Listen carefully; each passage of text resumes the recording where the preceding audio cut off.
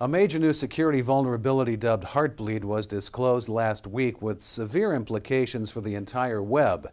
The bug can scrape a server's memory where sensitive user data is stored, including private data such as usernames, passwords, and credit card numbers. My guest is Greg Nickolson with Asset Technology. Greg, thanks for taking the time to talk with us today.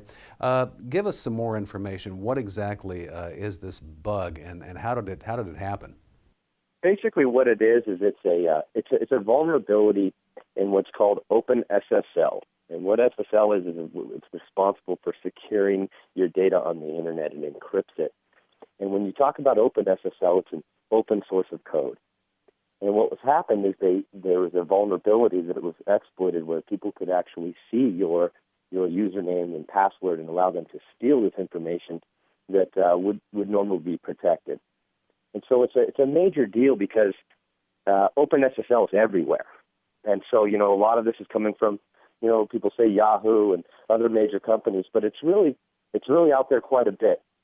And, the best thing that we can do now is just change passwords, and hope that everybody patches their SSL systems. So this isn't something that was done intentionally. This was code that was open source code, and people were adding on to it over time, and then lots of big organizations added this software in, and it's not even been determined whether anybody is using it maliciously, right? Correct. That is exactly right. So other than changing passwords, is there anything else people need to do to protect themselves? No, really, it's just changing their passwords.